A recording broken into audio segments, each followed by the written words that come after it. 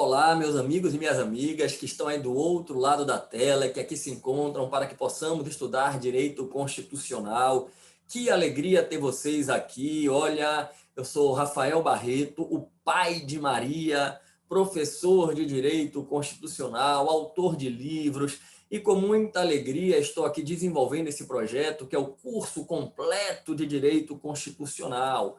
Nesse encontro, eu vou dar sequência no estudo que estamos fazendo sobre o tema Constituição. Nós estamos conversando aí sobre a teoria da Constituição.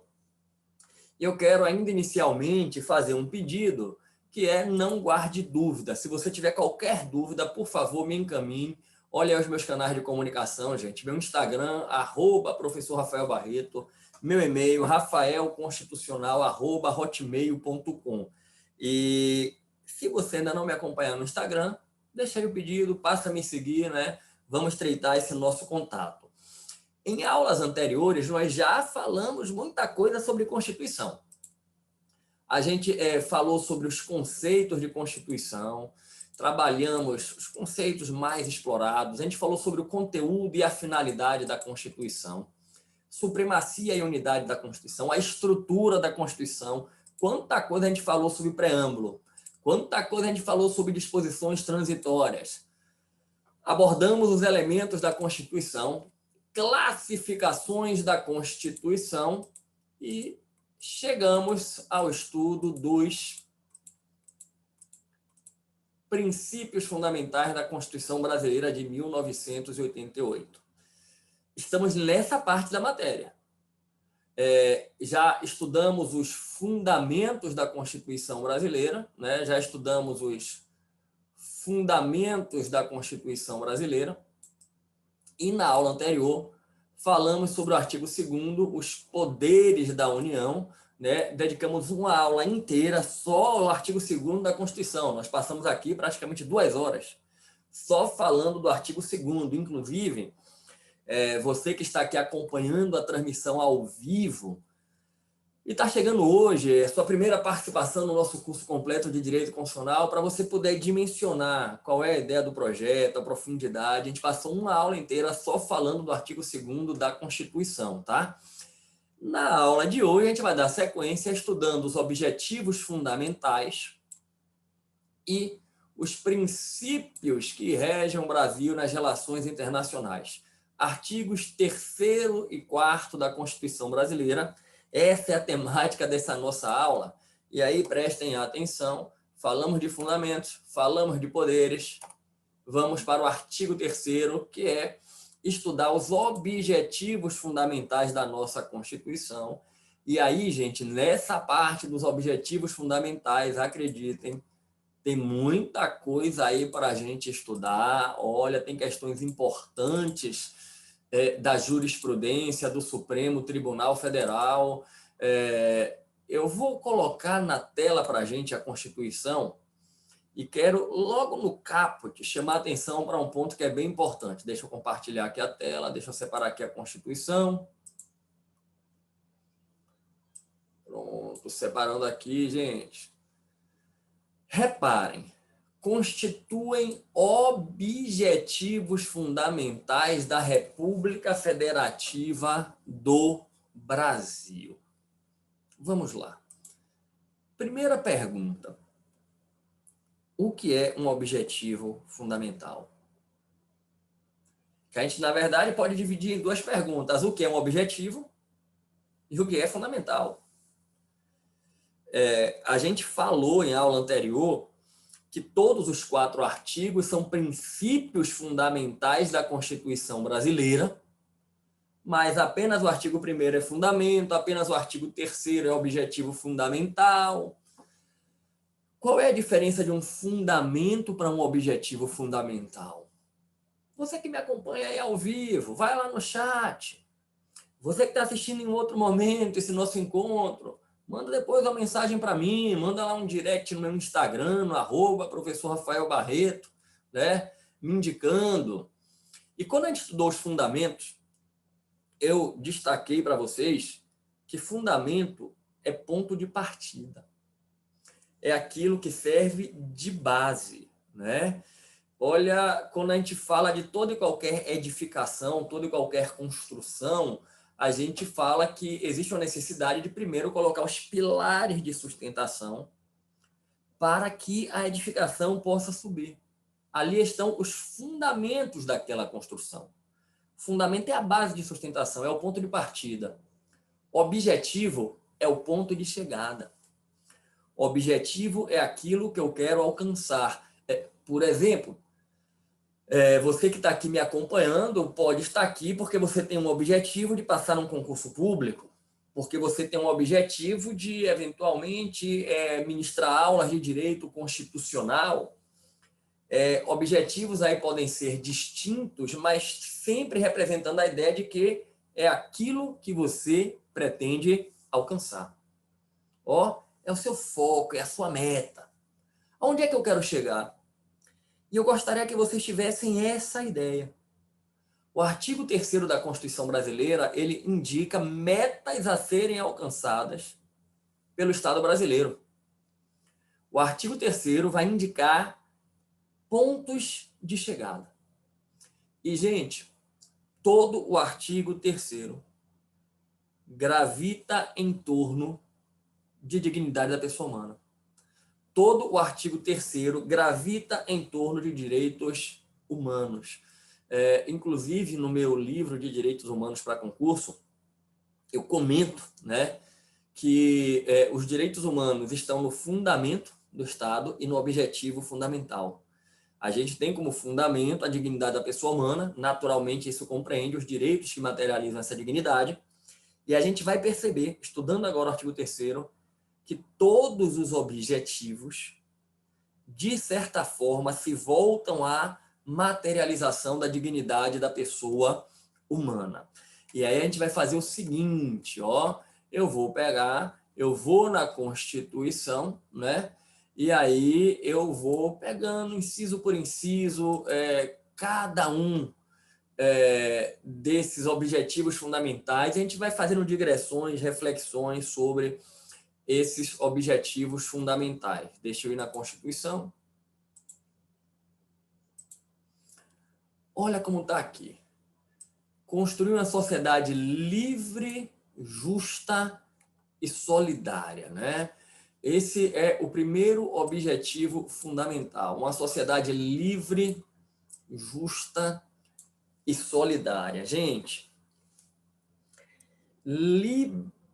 liberdade, justa igualdade, solidária, fraternidade. Você já ouviu, né, essas palavras? Nessa exata sequência, né? Liberdade, igualdade, fraternidade. Bom, imagino que vocês sabem que liberdade, igualdade e fraternidade é o lema da Revolução Francesa. Só que deixa eu agregar uma coisa para vocês. Liberdade, igualdade e fraternidade é compreendido como sendo a base filosófica, a base valorativa dos direitos humanos, dos direitos fundamentais. E a gente já viu que o epicentro do constitucionalismo está na proteção, na efetivação dos direitos fundamentais. E aí a gente pode dizer, gente, que os ideais de liberdade, igualdade e fraternidade, os valores liberdade, igualdade e fraternidade, que são a fundamentação filosófica dos direitos humanos, dos direitos fundamentais, de certa forma, estão na essência do constitucionalismo. Inclusive, talvez uma coincidência histórica, talvez não tenha sido coincidência, mas o processo histórico de afirmação dos direitos humanos, dos direitos fundamentais, e vamos estudar isso quando entrarmos no módulo sobre direitos fundamentais, foi primeiro no sentido de afirmar os direitos da liberdade, depois os direitos da igualdade e depois os da fraternidade. Não é assim que a gente costuma dizer? A primeira geração é a geração dos direitos da liberdade, a segunda dos direitos da igualdade e a terceira dos direitos da fraternidade. É mais ou menos assim que a gente costuma dizer, né? E o professor Peter Eberle, vocês já me viram falar de Peter Eberle, ou Peter Eberle, né, quando a gente falou de conceitos de Constituição e Constituição culturalista. Ele tem um livro, é um livro pequeno e grandioso, né? chamado basicamente Liberdade, Igualdade e Fraternidade, né? Onde ele vai fazer uma leitura do processo histórico de afirmação dos direitos. Ele, em outras palavras, ele vai dizer o seguinte: parece que os franceses estavam meio que antecipando o futuro, profetizando que todo o movimento histórico de afirmação dos direitos e, portanto, de afirmação da própria dignidade da pessoa humana foi no sentido de primeiro afirmar a liberdade, depois a igualdade e, enfim, a fraternidade. Então, eu queria que vocês compreendessem que esse primeiro inciso do artigo 3º representa muita coisa. Isso aqui, gente, tem uma densidade gigantesca. Construir uma sociedade livre, justa e solidária é construir uma sociedade em que os direitos fundamentais efetivamente são afirmados. E isso significa a dignidade da pessoa humana é afirmada.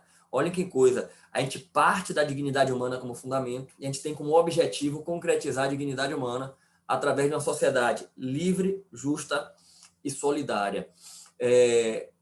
Quando estudarmos direitos fundamentais é que nós vamos aprofundar a ideia dos direitos, mas me ajudem, vamos trazer algumas coisinhas já por agora. O que é liberdade? O que é uma sociedade livre?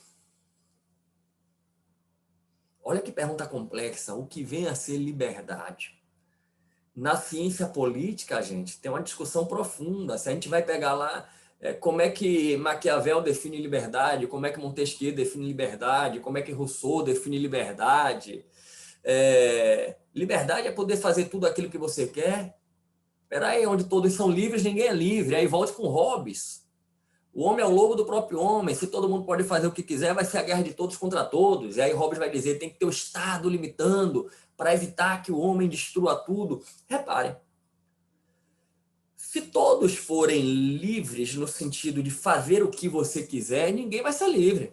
Porque alguém pode querer chegar, de repente, entrar na sua casa, tomar os seus pertences. Eu sou livre para fazer o que eu quiser.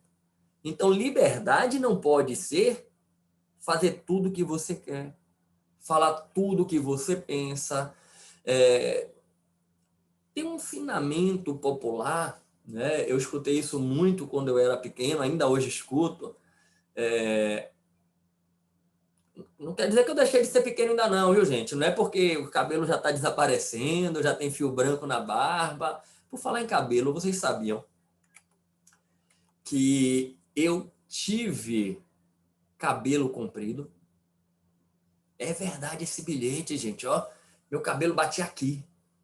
Quando eu era adolescente, eu tinha cabelão. Cabelo liso, escorrido, comprido, né? Depois chegou a época de natação, meu amigo. Aí na piscina todo dia no cloro, nadando no mar. Aí o cabelo vai indo para o espaço, né? O cabelo vai indo para o espaço.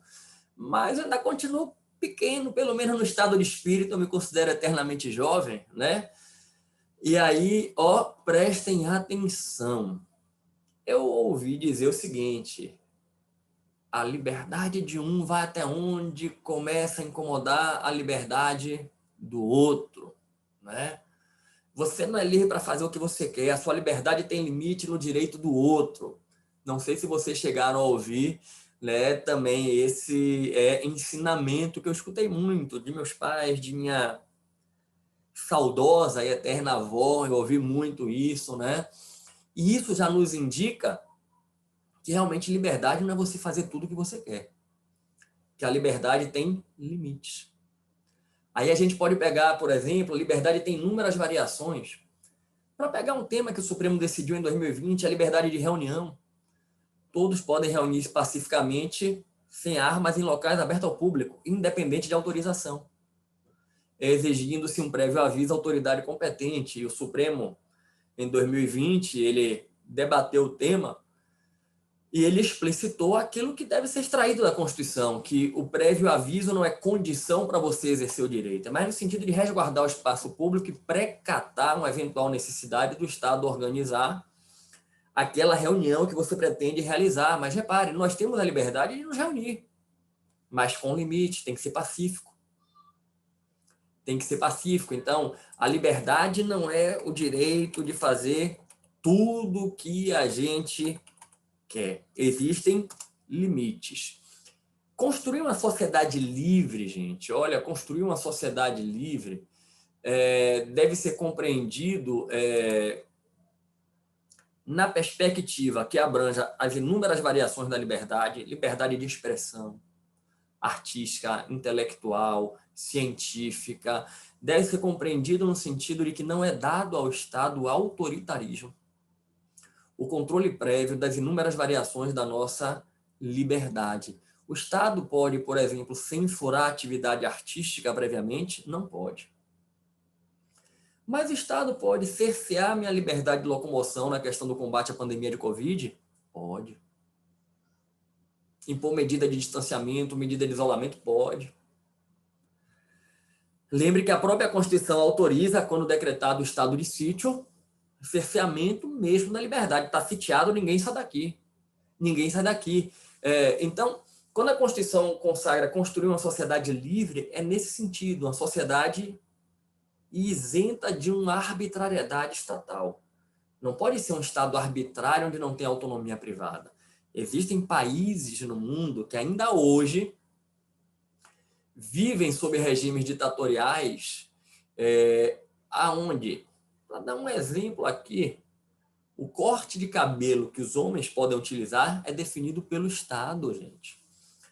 Tem país aí no mundo que o governante define qual é o corte de cabelo que os homens podem usar no país. E, se eu não me engano, tem 3 variações só de corte de cabelo, né?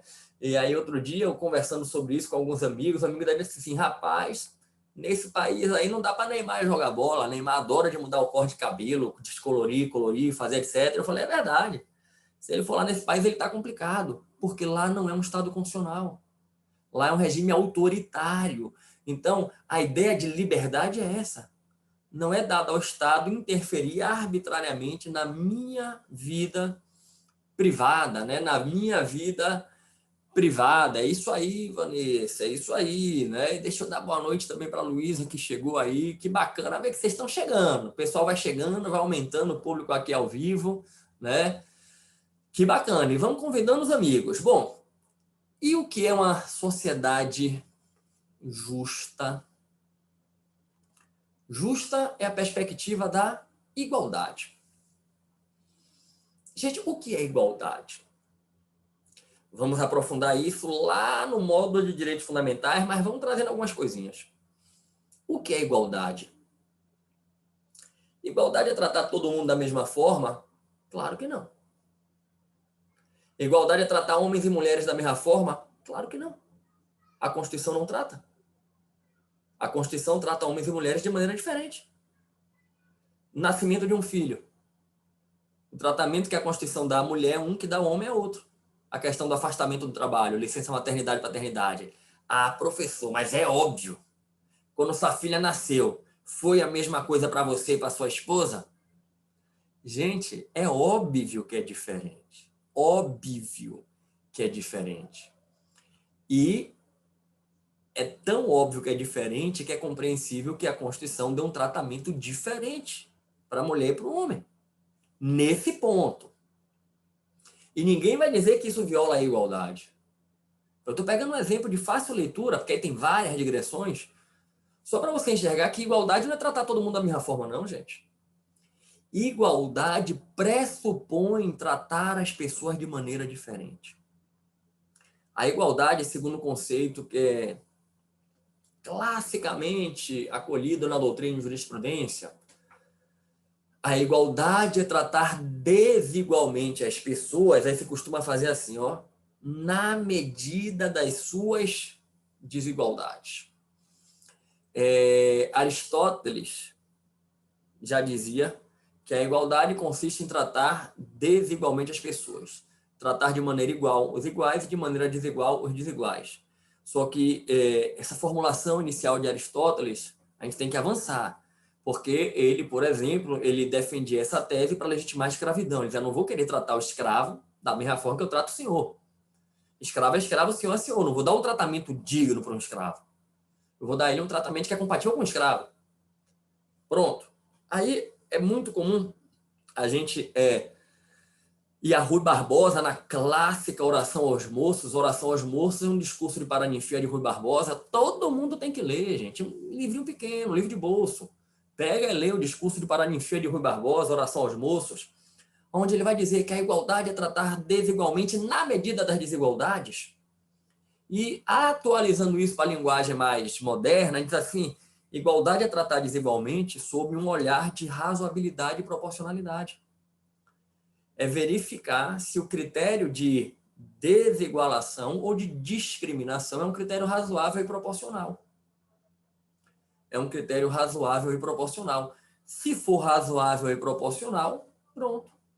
Eu posso fazer concurso público só para homem, só para mulher? Depende qual é o concurso. Para promotor de justiça? Claro que não. Mas o Supremo já validou o concurso apenas para mulher para trabalhar em presídio feminino. O Supremo entendeu que era razoável. Só mulher trabalhando ali no presídio feminino. Então, é importante ter essa ideia. Igualdade pressupõe a desigualdade. E agora presta atenção. Reconhecendo que existe uma desigualdade real, fática, histórica, cultural, tem inúmeras variações. O ordenamento jurídico pode criar situações de discriminação. Eu não gosto de falar a palavra favorecimento, porque não é favorecer. São situações de, por assim dizer, discriminação positiva. É a linguagem que é consagrada, discriminação positiva ou ação afirmativa, né? É a linguagem que é consagrada, discriminação positiva, né? Discriminação positiva ou ação afirmativa para abranger determinadas ações que desigualam porque partem de um pressuposto fático de desigualdade e tentam juridicamente reconstruir o patamar de isonomia. E aí entram coisas que eu vou aprofundar no modo de direitos fundamentais, igualdade material, igualdade formal, na lei, perante a lei. Mas aqui, quando a gente vai para as ações afirmativas, aí entram discussões que o Supremo Tribunal Federal já enfrentou. Sistema de cota. Sistema de cota racial, sistema de cota feminina. Gente, participação feminina na política, criou-se cota por sexo, candidatura por sexo na lei das eleições. Deixa eu passar aqui uma situação que é circunscrita ao âmbito da Ordem dos Advogados do Brasil, mas é interessante partilhar, porque parte do reconhecimento de busca da igualdade, né? A OAB, ela, alguns anos atrás, ela implementou dentro do processo eleitoral interno o sistema de cota, seguindo a lei das eleições, que era 30-70, no mínimo 30%, no máximo 70% de candidaturas de cada sexo. E quando chegou em 2020, avançou ainda mais. A OAB aprovou paridade entre homens e mulheres. Ela implantou o meio a meio, tem que ter metade homem, metade mulher, e também implantou um sistema de cota racial, dizendo que nos cargos na OAB tem que ter um percentual, se minha memória não estiver ruim, 30% tem que observar o critério de cota racial. Então, repare, você vai nesse caminho de buscar o quê? Uma igualdade real, porque você reconheceu que existe uma situação de desigualdade. Só que vamos ampliar. Quando a Constituição coloca aí uma sociedade justa, né? Uma sociedade livre justa, o justa aí me leva a um olhar da igualdade principalmente sob o aspecto das questões sociais, da efetivação dos direitos sociais. Gente, a leitura dos direitos sociais é fundamental para que se alcance uma sociedade justa. Existem muitas discussões sobre o conceito de justiça na filosofia. Se a gente pegar a ideia de justiça distributiva, por exemplo, de Rawls, né, para aprofundar, e eu queria que vocês compreendessem que quando a gente fala que é buscar uma sociedade justa, o Estado deve ter um olhar principalmente para os mais necessitados. A sociedade justa passa pelo Estado olhar principalmente para aqueles que mais precisam. A Constituição, por exemplo, quando ela disciplina a assistência social, é só para quem necessita.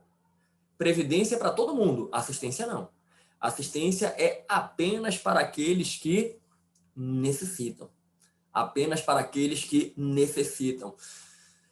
E aí, gente, olha só, na busca de uma sociedade justa, imposto sobre grandes fortunas. Podia sair do papel, né? O IGF podia não, deveria sair do papel. O princípio da capacidade contributiva é busca de uma sociedade justa, né? Sob o viés aí da tributação. Então, eu reconheço que existe uma disparidade social gigantesca no Brasil, e o Estado deve se esforçar para chegar efetivamente a essas pessoas com os direitos fundamentais. Agora, lembre, não é só o Estado, não. A gente tem que também, dentro do que é possível, fazer a nossa parte para ajudar aqueles que mais necessitam, né? Como está na palavra, que muito se deu, muito será cobrado. Dê graças a Deus por tudo que você já alcançou e perceba que muito mais do que mérito seu é graça de Deus. Tem muita gente que tem muito mais mérito do que você e não teve as suas oportunidades. Eu digo isso por experiência própria. Tem muita gente que tem muito mais mérito do que eu, tem muito mais dignidade do que eu, e não teve as oportunidades que eu tive na vida. É porque Deus foi generoso demais comigo. Ele olhou para mim e fez assim: ó, vou ser muito generoso com você. Mas lembra, quem muito eu der, muito eu vou cobrar. Então eu tenho que me lembrar disso. Deus é tão generoso comigo que eu tenho que de alguma forma estar retribuindo. Tem que buscar alcançar, melhorar a condição de vida daqueles que mais necessitam. E vamos combinar, a pandemia ela mostrou para muita gente aí que na condição humana é todo mundo igual, né? Que a gente tem que ter um olhar realmente para aqueles que mais necessitam. E aí vamos seguir na Constituição, porque a Constituição vai colocar, fechando esse tripé axiológico, solidária. Gente, me ajude aí. O que é a solidariedade ou fraternidade? Sociedade livre, justa e solidária. O que é essa solidariedade? Como é que eu construo uma sociedade solidária?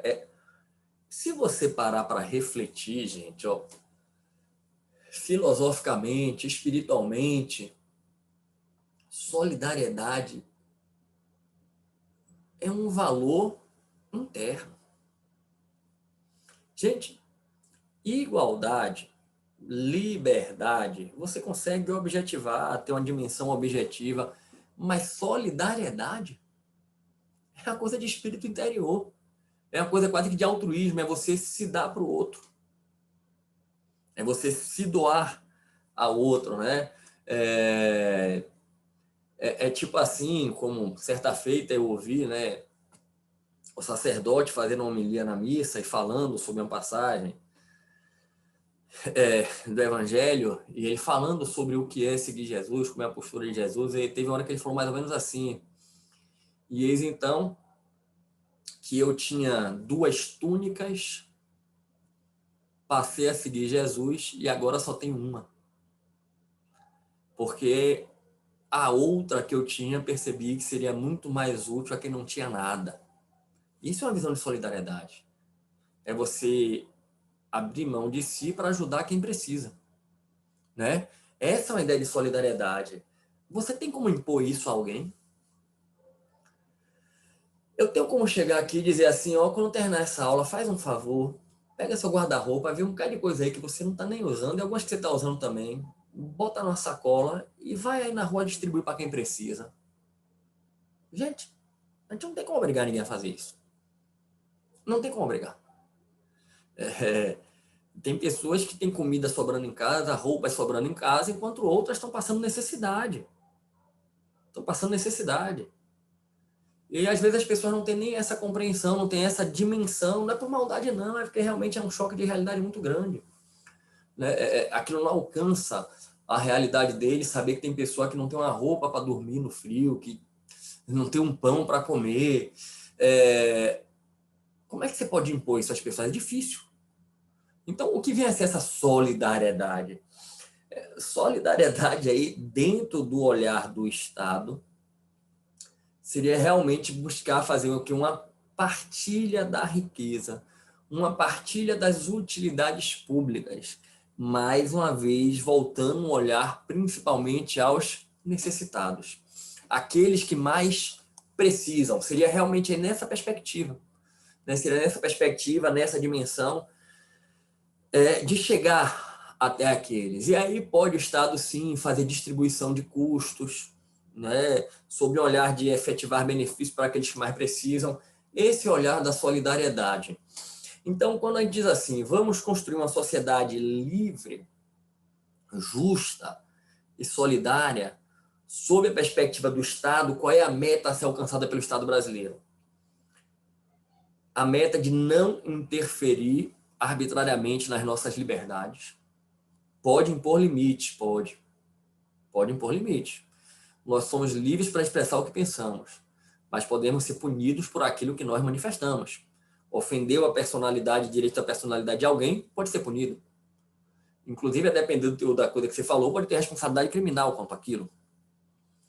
E a ideia de justa e solidária é muito na perspectiva de levar as necessidades básicas àqueles que mais necessitam. É mais nesse sentido de um Estado social, do olhar social no agir do Estado. Na filosofia, há uma passagem que o autor chega a fazer um comentário muito interessante, que é o seguinte, ele diz assim, rapaz, eu vou lhe dizer, quem teorizou essa ideia de liberdade, igualdade e fraternidade deveria estar, deixa eu usar uma linguagem mais moderna aqui, deveria estar em Nárnia, delirando. Porque como é que você vai conciliar liberdade, igualdade e fraternidade? São valores que vão para direções praticamente contraditórias, opostas. Como é que você concilia liberdade com igualdade? Ser livre me leva a agir segundo as minhas capacidades, fazer o que eu quiser. Igualdade já impõe restrições à minha liberdade, impõe limites. Quando eu vou para a solidariedade, aí é que eu imponho efetivamente limites sobre minha esfera. É tirar de mim para dar para o outro. Então, são valores talvez até inconciliáveis esses da liberdade, igualdade e fraternidade. É o que se coloca certa feita em uma passagem na ciência política. É muito interessante esse olhar. Vamos prosseguir. E aí eu quero agora ir com vocês para o segundo objetivo fundamental. Garantir o desenvolvimento nacional. Gente, me ajudem. O Estado brasileiro deve garantir o desenvolvimento nacional. O que é desenvolvimento? E aí? Desenvolvimento é o que? É progresso científico? Prosperidade econômica? Me ajude. Você que está ao vivo, vai lá no chat. É preciso ter um olhar sob o viés da dignidade da pessoa humana quanto ao que se entende por desenvolvimento. Eu costumo dizer que desenvolvimento ele deve ser sempre enxergado sob a ótica de algo que passa por um subjetivismo muito grande, mas que dá para encontrar pontos comuns, que é a ótica da qualidade de vida. Eu costumo dizer, gente, que sociedade desenvolvida é aquela em que as pessoas têm qualidade de vida. Se eu pegar um exemplo aqui como o transporte, uma sociedade desenvolvida não é uma sociedade onde todas as pessoas têm acesso a carro, podem ter carro. Não. Sociedade desenvolvida é aquela em que as pessoas não precisam ter carro. O transporte público é totalmente eficiente. Totalmente eficiente. Deixa eu lhe dar aqui um exemplo, fazendo um paralelo, né? Eu tenho um primo que mora na Inglaterra, mora em Londres já há muitos anos. Nascido, criado aqui em Salvador. Há muitos anos já ele foi para Londres e venceu lá na área dele, deu certo lá, né? Ele é fotógrafo profissional de arquitetura, urbanismo, deu muito certo, se tornou uma referência. Hoje você chega lá em revista de fotografia na Europa, tem reportagem de página inteira com ele, entrevista em programa de televisão, deu muito certo. Deu muito certo. E aí eu já tive a oportunidade de visitar ele, a família dele, né? A esposa, as filhas. algumas vezes, e olha que coisa, ele lá em Londres, ele tem carro, ele tem moto e praticamente não usa. Ele se locomove durante o dia para trabalhar e trabalhando com fotografia de arquitetura e urbanismo, ele roda um bocado de lugar com transporte público. Eventualmente, quando tem uma necessidade, aí ele utiliza a moto. O carro é só para fazer passeio com a família. E aí, uma vez a gente conversando sobre isso lá, e ele comparando com a realidade de Salvador, né? Ele dizendo assim, Rafa, é impressionante como isso faz diferença, como eu não tinha noção morando lá em Salvador. Mas morando aqui eu tenho essa noção. Eu vou para a empresa trabalhar, quase tudo que eu faço, metrô, ônibus, tudo funciona aqui. Aqui em Salvador, gente, infelizmente, o carro faz uma diferença muito grande, muito grande. Para quem advoga aqui em Salvador, por exemplo, ter carro é uma necessidade. É uma necessidade. Eu me lembro quando inaugurou o metrô em Salvador, e é um metrô pequeno, liga pouca coisa, já fez uma diferença gigantesca. Só para lhe dar um exemplo, quando eu tinha necessidade de ir para a OAB, da minha residência para a OAB, eu podia pegar o metrô, tinha uma estação de metrô perto de minha casa. Minha casa até a estação levava 10 minutos. Entrava no metrô, em 25 minutos eu descia na estação na esquina da OAB. Então, coisa de 40 minutos eu chegava lá, sentado no metrô.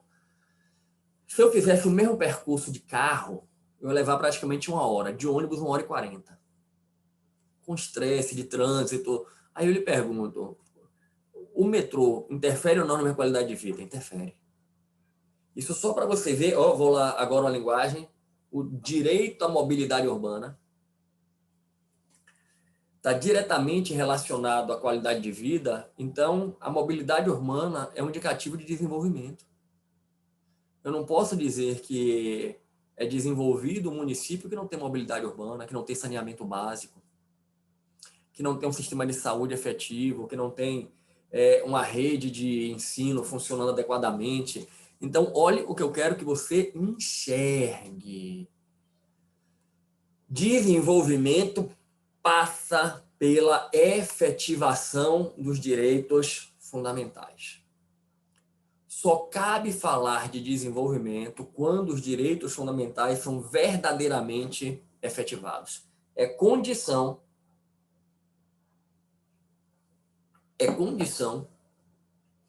para a gente dizer assim, olha, a sociedade é desenvolvida, o Brasil é um país desenvolvido, a gente vê que é um país em que os direitos fundamentais são efetivados.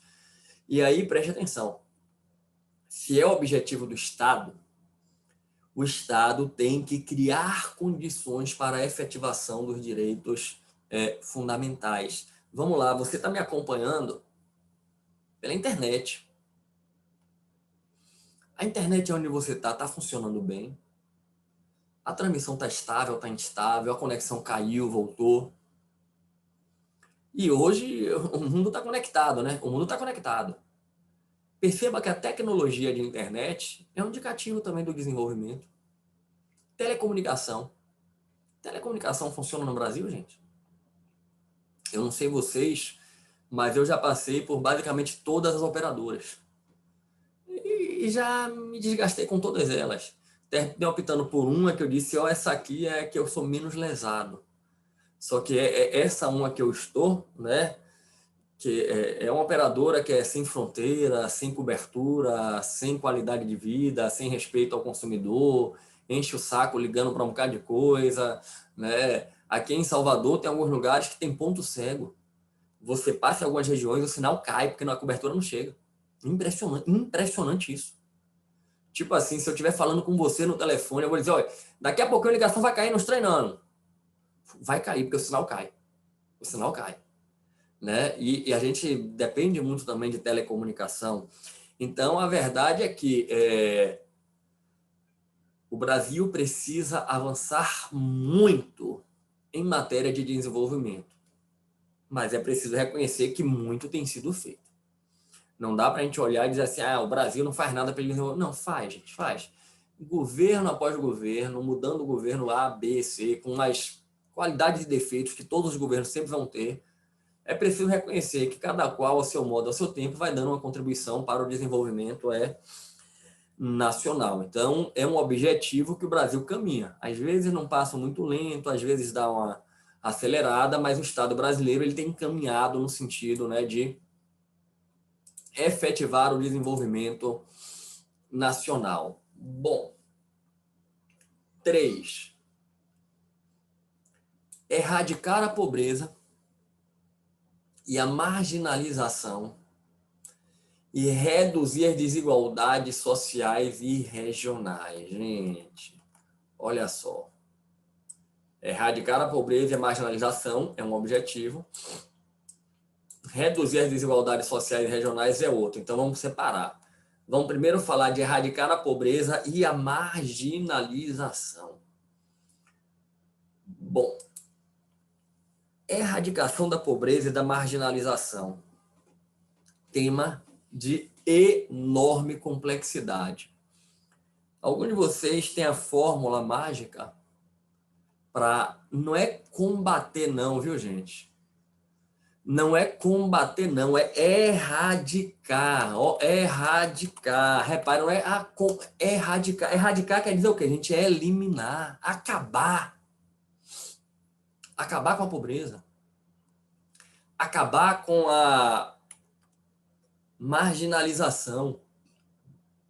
Gente, como é que você consegue acabar com a pobreza?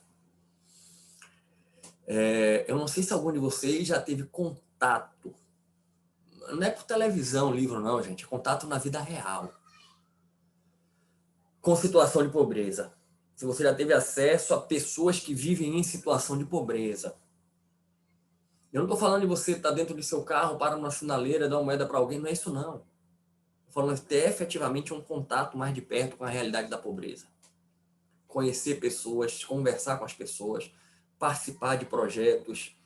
E quando a gente fala de pobreza, naturalmente entra nessa discussão a questão da fome, a questão da saúde, a questão da educação.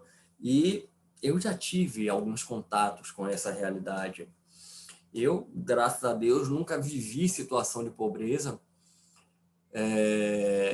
nunca passei fome, mas eu já tive acesso a pessoas, né? Eu participo de alguns movimentos dentro da igreja e já desenvolvi algumas atividades junto com a comunidade, né, da igreja. E digo a vocês, é um choque de realidade muito grande. Ó, deixa eu partilhar, por exemplo, aqui uma experiência que eu tive, e aí não foi nem junto com a igreja, não, foi uma coisa minha, pessoal, de algumas pessoas próximas. E, ó, gente, eu partilho isso aqui com vocês, não é para me colocar assim, mas não pensa aqui que eu estou me colocando de santo, não é isso não. Só Deus é santo. Nós devemos tentar ser.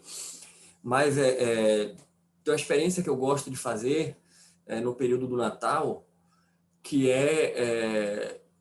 na madrugada, sair distribuindo comida para as pessoas. E, na medida do possível, a gente deve estar sempre procurando distribuir comida para quem tem fome. Mas eu não sei como é onde vocês moram, mas aqui em Salvador, quando chega o período do Natal, essa realidade é muito gritante. Por quê? Porque em diversas esquinas você vê pessoas, muitas, dormindo na rua, pedindo comida, brinquedo, roupa, né? E aí, certa feita, eu saí do Natal em família, né? E aí eu peguei bastante comida, e perto ali do prédio de minha avó, onde a família se reunia, era um local que sempre ficavam muitas pessoas ali, pessoas pobres, né? E aí eu fui lá, saí de lá e levei roupa, comida, e eu não parei o carro, disse, tome aqui, sai. Não, eu parei para conversar com aquelas pessoas. Eu fiquei ali. Cheguei e disse, gente, vou ficar aqui com vocês, hoje eu quero conversar com vocês, vou bater um papo com vocês. E fiquei lá um tempo, conversando com aquelas pessoas, né? E as pessoas no início olham assim desconfiadas, pô, qual é desse cara aí e tal, não sei o quê, mas vamos conversando, tal, tentando, né, encaixar a linguagem, entrar no clima ali do diálogo. E aí conversando com as pessoas, né? E aí pessoas que moravam em uma região de Salvador, mas gente muito longe, muito pobre, né? E me diz assim, Ó, moço, a gente tá aqui que é a esperança que a gente tem no ano, a oportunidade que a gente tem no ano de receber roupa, brinquedo, ter comida. Gente, pessoas que passavam às vezes 2 noites ali, dormindo na rua, no colchão, na praça, sem acesso a banheiro, a nada. E aí olhar assim, meu Deus do céu, ela tá aqui na expectativa de receber um brinquedo, de receber uma roupa, uma comida. Eu na casa de minha avó, comida sobrando para a família inteira. E eu vinham para cá com essa comida para distribuir para as pessoas, e elas dizendo que é a única data no ano em que ela vai ter comida assim, fartura. E aí você fica naquela reflexão e você diz, gente, isso que a gente está vendo aqui no momento aí do Natal acontece todos os dias, porque quem passa necessidade passa todos os dias. Então, o combate à pobreza é uma luta permanente. O Estado tem que, a sociedade também, mas é que você não pode obrigar ninguém. Eu não posso obrigar ninguém a dizer, na noite de Natal, saia da ceia com a família e vai distribuir comida na rua. Eu não vou obrigar ninguém a fazer isso. E não sou melhor nem pior do que ninguém quando eu faço isso, tá? Entenda isso aí que eu tô falando. Só tô partilhando com você a ideia. Mas, para você entender, o Estado, ele não pode descansar. O Estado tem que criar condições para tirar as pessoas da pobreza. E, gente, tirar a pessoa da pobreza não é só levar comida, roupa, não. Naquela noite eu levei comida de qualidade para aquelas famílias ali. Na semana seguinte, o que é que mudou para eles?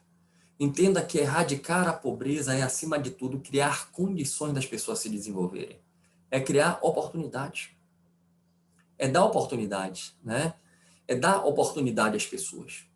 Então, o Estado tem que criar projetos de quê, gente? De incentivar as pessoas a mudarem as suas realidades, né? Tirar as pessoas da faixa de pobreza, é instruir, é educar, é formar para o empreendedorismo, é criar espaços para que as pessoas possam se desenvolver. Então, entenda que erradicar a pobreza não é só você chegar e dar um alimento, dar uma roupa. Isso é muito importante. Os projetos assistenciais, restaurante popular, dormitório que alguns lugares têm, Bolsa Família. Gente, às vezes eu vejo pessoas criticando, o Estado está criando um benefício assistencial, tipo um Bolsa Família, está tornando essas pessoas dependentes. Eu digo, gente, pelo amor de Deus. Você pode até criticar o modelo do projeto, dizer assim, olha, não deu peixe, dê a vara, ensina a pescar. Mas quem passa a necessidade, quando recebe esse benefício, isso muda tudo na vida da pessoa. Isso muda absolutamente tudo na vida da pessoa. Então, a assistência social que a Constituição estabelece é a obrigação do Estado mesmo. Não tem como eu erradicar a pobreza se eu não encarar ela de frente. Se eu não disser, existe sim pobreza. Tem pessoas que vivem abaixo do que alguns chamam de linha de pobreza.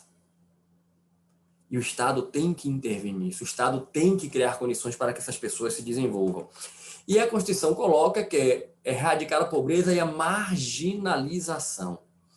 Né? Marginalização. Deixa eu pegar de novo aqui a Constituição para a gente. Ó. Marginalização é usualmente relacionado com o problema da criminalidade, né? O marginal, aquele que vive à margem da sociedade, à margem da lei, é o infrator, é aquele que pratica ilegalidade, é mais ou menos essa ideia, né? Mais ou menos essa ideia. E eu queria que vocês enxergassem que existe uma certa relação entre pobreza e marginalização. Eu não vou dizer que existe uma vinculação, determinismo, causa e efeito. Não, não é isso. Não é isso. Não é isso. Pelo amor de Deus. Inclusive, tem muita gente cheia de condição na vida que é marginal, que pratica crime. Mas eu quero que vocês compreendam que a situação de pobreza, de necessidade extrema, muitas vezes encaminha as pessoas para uma vida de marginalização. Tem muitas crianças jovens que adentram numa vida de marginalidade porque é a única oportunidade que tem para promover o sustento, para ter condições de vida. Gente, eu participo de um projeto na paróquia, é um projeto social desenvolvido pela paróquia, de empreendedorismo, de capacitação de jovens, em uma região de Salvador, que é uma região que é conhecida como uma região altamente violenta, dominada por tráfico de drogas e outras situações de criminalidade. E a ideia desse projeto, a igreja já desenvolve alguns projetos lá, tem uma escola, tem uma creche, tem uma capela. A ideia desse projeto é levar aos jovens da comunidade possibilidades de empreendedorismo para evitar que eles descambem para o caminho da marginalização. Esse projeto surgiu de uma conversa desesperada de uma mãe com um padre da paróquia, né? À época, ela procurou ele desesperado, porque o filho estava entrando para o mundo das drogas e do tráfico na comunidade. Era uma comunidade em que o tráfico e as drogas eram muito fortes. Ela pedia ajuda ao padre, não sabia mais o que fazer, para como evitar aquilo ali. Ela sabia que se o filho entrasse, não ia ter como sair. Não sabia como sair. E o padre, inspirado, disse: não adianta nada eu dar um pão, eu vou saciar a fome dele no momento, mas eu tenho que criar condições. E criar condições é dar a oportunidade para ele sair da vida de pobreza, porque se ele não sair da vida de pobreza, ele vai terminar encaminhando para a situação da marginalidade. E às vezes até mesmo vai entrar pensando em dar uma melhor condição de vida para a mãe. É uma situação bem difícil, porque na hora que ele entrar para a marginalidade, ele começa a ter condição material, vai dar uma qualidade de vida, entre aspas, uma condição financeira melhor para a mãe. Então, é uma realidade duríssima. Então, existe essa relação entre pobreza e marginalização. E como é que a gente combate isso? É complexo, tem variáveis, mas certamente investindo na educação, investindo em criar oportunidades para as pessoas. Então, quando a Constituição coloca que o objetivo do Estado brasileiro é erradicar a pobreza e a marginalização, é investir pesadamente na capacitação, na educação, na formação e em criar oportunidades para as pessoas que vivem nessas comunidades mais necessitadas, mais desassistidas. Gente, o Brasil ele não precisa, no combate à pobreza e à marginalização, ter um olhar atencioso comigo. Eu não vivo em situação de pobreza. Mas ele precisa ter um olhar triplamente atento a quem efetivamente vive essa realidade. É isso que a gente tem que compreender. Isso tem que ser levado a sério. Esse compromisso tem que ser levado a sério. Não é uma retórica constitucional, é um objetivo, é uma meta a ser alcançada. E aí segue a Constituição e coloca nesse inciso a outra parte. Reduzir as desigualdades, agora olhem só, sociais e regionais. Desigualdade social, os indivíduos. As desigualdades socioeconômicas que existem, que estão por aí, que gritam, né, no nosso ouvido. Só para lhe partilhar um exemplo, uma situação que eu vivenciei, né, uma situação que eu vivenciei já são muitos anos, gente, muitos anos isso. E olha só, o prédio em que meus pais moraram a vida inteira, o prédio onde eu cresci, onde eu vivi, e tinha uma galera grande, assim, unida, éramos muitos vizinhos, amigos unidos, da mesma faixa etária, e bem perto desse prédio tem um bar muito tradicional aqui em Salvador, é famoso, Ponte Aérea, dizem que é a melhor cerveja de Salvador. E era comum a galera do prédio, de vez em quando, tipo uma vez no mês, pô, vamos ali no Ponte Aérea, comer um churrasquinho, tomar uma cervejinha. E aí o tempo vai passando, o pessoal vai crescendo, cada um vai constituindo família. E aí cada um vai morar no seu canto e de vez em quando se encontrava. Aí eu me recordo que certa feita meu irmão estava em Salvador, né? Meu irmão não mora em Salvador, não mora em Salvador já há muitos anos. Meu irmão estava em Salvador e aí combinou com a galera do prédio, gente, vamos no Ponte Aérea, todo mundo, amanhã, tal, vamos. Estamos lá no Ponte Aérea, final de tarde, devia ser umas 6h30, 7 horas. Passa um rapaz vendendo amendoim. Né? Esse rapaz devia ter lá seus 12, 13 anos. E aí meu irmão chamou meu irmão Adora Amendoim. Chega aí, amendoim. Aí o rapaz veio. Aí a gente começou a conversar, né? Com o rapaz lá do amendoim. Falei, olha, dê um tempo aí, a gente vai comprar todo o seu amendoim aí. Vamos zerar sua venda hoje, você ficar liberado, ir para casa. Aí começamos a bater papo, né? E eu falei, vem cá, me conte aí, você está estudando, não está? Tô estudando. Estudo de dia, depois eu faço essa correria aqui. Eu falei, por que você faz essa correria? Por que uma dessa você está aqui vendendo amendoim na rua? Ele, ô tio, ajudar lá em casa, o negócio é complicado lá em casa, aqui eu faço um dinheirinho para ajudar, não sei o que e tal. Fiz, mas você está estudando, tá? Tô estudando, não sei o que. Eu falei, vem cá, você quer ser o quê mais na frente? Daqui a pouco você já é um adulto aí, já tá que nem eu aqui, adulto. O que é que você pensa aí da vida? Vamos trocar uma ideia. Aí ele foi falando, ele falou assim, ô tio, você é o quê? Você faz o quê? Aí eu falei para ele assim, mas eu sou advogado e eu sou professor, eu dou aula de direito e eu advogo. Aí ele parou, olhou para mim assim e falou, tá aí. Advogado é uma coisa bacana. Eu acho que eu quero ser advogado. Na hora que ele falou aquilo ali, gente, a minha mente começou a viajar, porque olhar para ele, pensar na realidade dele, fiz uma retrospectiva da minha vida. Eu cursei Direito na Universidade Federal da Bahia, é uma universidade pública. Lá eu fiz o meu mestrado, também é uma universidade pública. Quando eu fiz o vestibular para a UFBA, meu Deus do céu, se não me engano, o vestibular eram 82 concorrentes para uma vaga. Era uma concorrência absurda, absurda. Para conseguir passar em Direito na Federal da Bahia, meu amigo, o cara tinha que ter muita bagagem, tinha que estudar pra caramba. Eu estudei muito para passar no vestibular, mas eu só passei porque eu tive uma escola boa lá, no ensino fundamental e médio. Eu estudei em escola particular desde sempre, em Salvador, uma escola boa, conceituada, meus pais colocaram, né? E aí eu olhava para ele assim, via minha história e dizia, rapaz, se for a vontade de Deus ele ser um advogado, ele vai ser. A gente conhece histórias lindíssimas, né? Por exemplo, o ministro Joaquim Barbosa, faxineiro, e se aposentou na vida profissional como presidente do Supremo, é uma história belíssima. Mas eu olhava para ele e dizia, se for a vontade de Deus, ele chega lá, mas a caminhada dele vai ser tão mais difícil que a minha.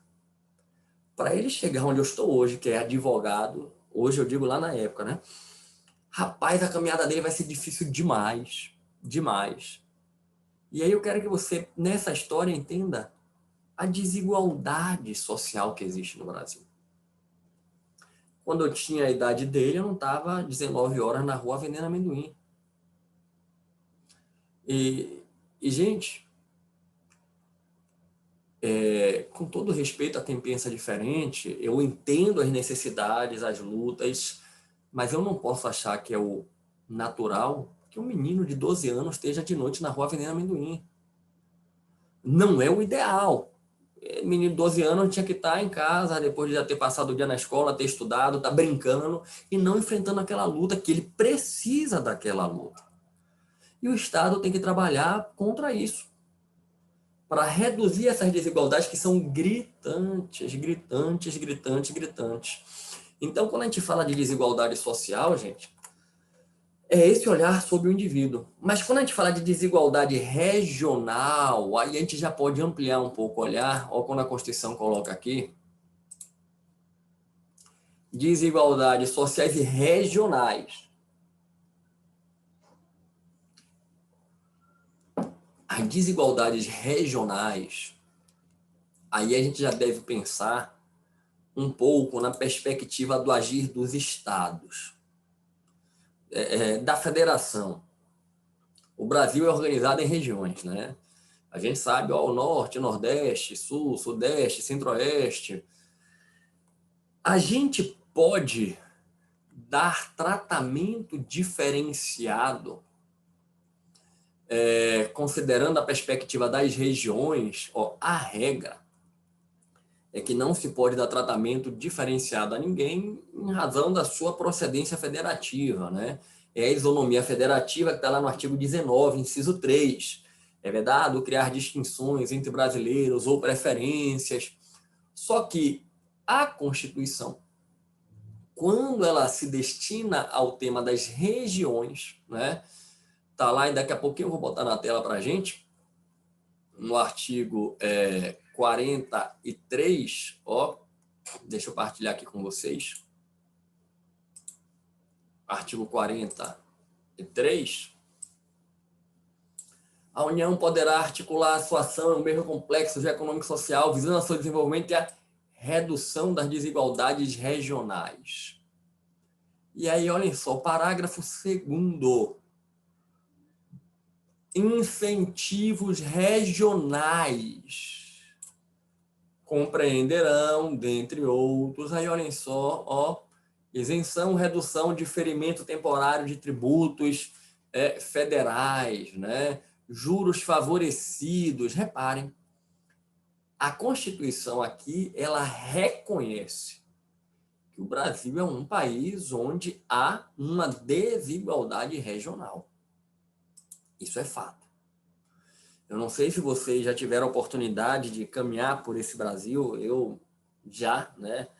Eu até brinco, eu canto a música, né? O clássico da MPB, minha vida é andar por esse país, né? Para ver se um dia, né? Descanso feliz. Eu já rodei esse Brasil bastante na atividade aí do magistério, atividade de advocacia também. E é impressionante como realmente a gente percebe que existe uma diferença no Brasil. Existe sim uma situação de disparidade de algumas regiões para outras, gente, no Brasil. E é preciso buscar desigualar juridicamente para atingir esse patamar de combate às desigualdades. Por isso que o artigo 43, né, autoriza esse tratamento diferenciado, né? Autoriza esse tratamento diferenciado. Então, nesse ponto aqui, quando a gente coloca, diminuir. Opa, deixa eu voltar aqui, Diminuir, reduzir as desigualdades regionais é no sentido, principalmente, de uma ação coordenada pelo governo federal, tendo o olhar do Brasil como um todo, enxergando as diferenças que existem de uma região para outra e criando ações específicas de fomento naquelas regiões. Chegamos ao inciso 4, o mais denso dos objetivos fundamentais. Promover o bem de todos sem preconceito de origem, raça, sexo, cor, idade, quaisquer outras formas de discriminação. Isso aqui está, de certa forma, relacionado com a igualdade. Repare, promover o bem de todos sem preconceito, entenda, sem discriminação quanto à origem, quanto à raça, quanto ao sexo, quanto à cor, quanto à idade e qualquer outra forma de discriminação, gente.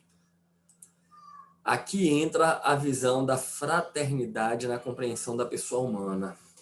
Eu poderia reescrever esse inciso para vocês dizendo o seguinte, promover o bem de todos, reconhecendo todos como iguais na condição humana. Promover o bem de todos sem nenhuma discriminação, porque todos têm uma mesma essência, pessoa humana. É essa visão horizontal, universal, fraterna da pessoa humana. É essa a ideia.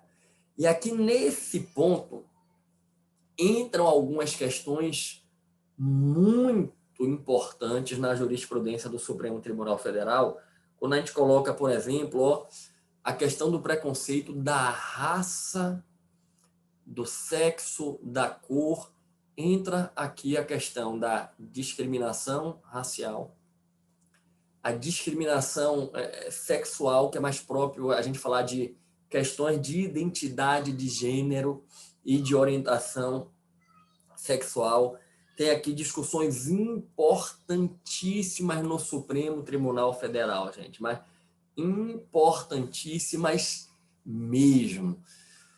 Quanto à questão aí da igualdade racial, da discriminação racial, e, gente, com todo o respeito a quem acha que não existe discriminação racial no Brasil, que o Brasil não é um país racista, com todo o respeito a quem pensa assim, mas deixa eu lhe dizer, quem pensa assim não vive no mesmo país que eu vivo, no mesmo mundo que eu habito.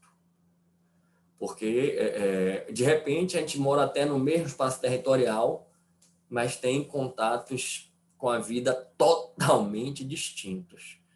Um está em Marte, outro está em Júpiter. Porque a realidade que grita nos meus olhos é de racismo. E olha, gente, que eu sou de Salvador, cidade onde você tem uma negritude muito forte, né? E em Salvador a gente vê racismo. Salvador é uma cidade racista.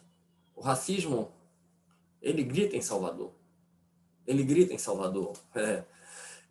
Só para eu partilhar aqui com vocês, ó, um testemunho de um colega meu, advogado, altamente competente, um advogado reconhecido, negro, casado, com uma colega advogada também, né, que é branca, cabelo castanho claro para louro. E aí, alguns dos depoimentos que ele dá, né, que ela dá, ele, por exemplo, ele uma vez contando para a gente, algumas vezes no shopping center, ele foi parado pelas pessoas perguntando orientações sobre lugares no shopping, onde é a loja de roupa tal, porque ele estava de paletó e gravata, ele dizendo, cara, as pessoas veem um negro de paletó e gravata no shopping e pensam que é segurança do shopping. Quando ele falou isso, gente, a primeira vez, aquilo foi tão gritante para mim, porque eu já fui várias vezes no shopping de paletó e gravata. Várias vezes. E nunca alguém me parou para pedir informação onde é tal loja. Aquilo foi tão chocante para mim, porque eu nunca tinha parado para olhar isso aí. Quando ele comentou, eu fiquei assim, meu Deus do céu. Imagine se eu estiver com ele no shopping. A gente está no shopping, os dois de paletó e gravata. Alguém vai olhar para mim. Alguém está no shopping comprando, alguém vai olhar para ele. É o segurança do shopping, vai pedir uma informação. Olha que coisa louca. Olha que coisa louca. Sabe? E aí, a esposa dele, nossa amiga, comentando que às vezes eles saem de carro, ele dirigindo, as pessoas pensam que é o motorista dela. É o marido dela, gente. Isso a gente tá falando de Salvador. Salvador, né? Então, tipo assim, o racismo grita no Brasil.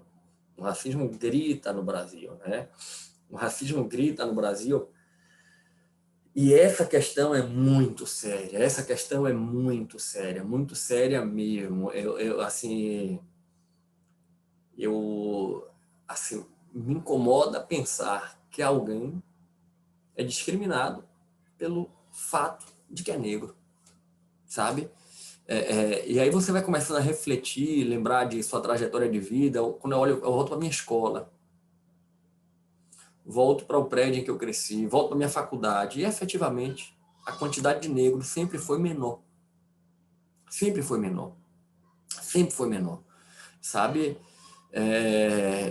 E é revoltante. É revoltante você pensar que alguém na mesma posição que você, na mesma condição de você, é tratado diferente só porque é negro. Quer dizer que ele é o segurança do shopping só porque ele é negro. Olha, é surreal. É completamente surreal. Então, isso tem que ser enfrentado de frente. E aí entra a questão aí, as questões de sistema de cota racial. Sistema de cota racial que foi criado para as universidades, o Supremo validou. Mais recentemente, no âmbito do direito constitucional eleitoral, houve a decisão, né, foi do Supremo Tribunal, foi do Tribunal Superior Eleitoral, né, a decisão do Tribunal Superior Eleitoral, agora fica em dúvida se foi do TSE ou foi do Supremo, a decisão do Supremo Tribunal Federal, né, determinando que uma parte do fundo eleitoral fosse investido em candidaturas negras. À época isso gerou muita discussão, porque houve uma compreensão que seria um ativismo, que não poderia ser aplicado para a própria eleição de 2020, mas houve entendimento do Supremo e aplicou para 2020. Então, existem lutas nesse sentido, casos nesse sentido. Quando a gente vai para a questão do preconceito sexual, a identidade de gênero e a orientação sexual, gente, nós temos alguns casos, né, já no Supremo Tribunal Federal, alguns decididos, outros em andamento, envolvendo a questão da identidade de gênero, da orientação sexual. Recordemos, aí já tem um certo tempo, né, a decisão do Supremo Tribunal Federal que reconheceu o casamento entre pessoas do mesmo sexo, né? Que reconheceu a união entre pessoas do mesmo sexo como uma entidade familiar, né? O Supremo reconheceu que pessoas do mesmo sexo podem constituir uma família constitucionalmente protegida, né? É uma decisão emblemática essa do Supremo Tribunal Federal.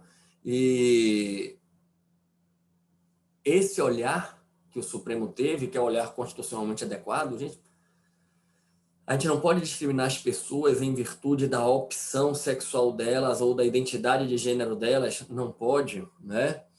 Esse tema também já foi debatido na Corte Interamericana de Direitos Humanos, na opinião consultiva número 24, né? Um pedido de parecer consultivo formulado pela Costa Rica. No meu livro de Direitos Humanos eu comento, tá, gente? A Corte Interamericana, ela enfrentou essa questão da união entre pessoas do mesmo sexo e também foi nessa linha, que o direito de constituir família, o casamento, independe da identidade de gênero, da orientação sexual. Lembremos aí agora, entrando mais especificamente na questão do transexual, o nome social, o registro civil, uma decisão emblemática do Supremo Tribunal Federal foi a ADIM 4275. A ADIM 4275, no sentido de que o transexual tem direito de promover a mudança de nome diretamente no cartório de registro civil, independente de procedimento judicial, independentemente de cirurgia de transgenitalização ou de qualquer tratamento hormonal. Para simplificar para vocês, algum momento da minha vida eu me entender como transexual e decidir agora você é Rafaela Barreto, eu posso chegar no cartório e pedir para mudar meu nome e colocar aí agora eu sou Rafaela Barreto. Independente de se eu vou fazer cirurgia de transgenitalização, se eu vou fazer tratamento hormonal, o Supremo entendeu que não cabe ao Estado constituir a identidade da pessoa. Não é o Estado que diz para a pessoa ou como a pessoa é. Cabe ao Estado reconhecer a maneira pela qual a pessoa se identifica. É a ideia da autoidentificação. Então, se eu me identificar como Rafaela Barreto, o Estado tem o dever de registrar que eu sou Rafaela Barreto. Né? Foi relatoria do ministro Barroso, Luiz Roberto Barroso, né? Julgamento super importante mesmo, né? Esse. Tem também uma outra discussão no Supremo Tribunal Federal, na DPF 527, sobre a questão das transexuais femininas em presídios, né? O ministro Barroso, ele deu uma cautelar na DPF, determinando que todas as transexuais femininas fossem transferidas para presídios femininos. Uma decisão que gerou muita discussão na comunidade jurídica, na verdade até hoje gera, quando o Supremo julgou a ADO, Ação de Inconstitucionalidade por Omissão, número 26, em um mandado de junção, o 4733, né? onde se debateu a questão da omissão inconstitucional quanto à criminalização da homofobia e da transfobia, e o tribunal decidiu de, até surgir a lei, aplicar analogicamente o racismo, né? O Supremo disse que configura racismo na dimensão de racismo social a prática da homotransfobia, né? Uma decisão aí que gerou muita polêmica na comunidade jurídica. Por quê? Porque se você parar para analisar, em uma certa perspectiva, quando você diz assim, enquanto a lei não incluir na tipificação da discriminação, né, a homotransfobia, a gente vai aplicar a lei de discriminação racial em certa parte.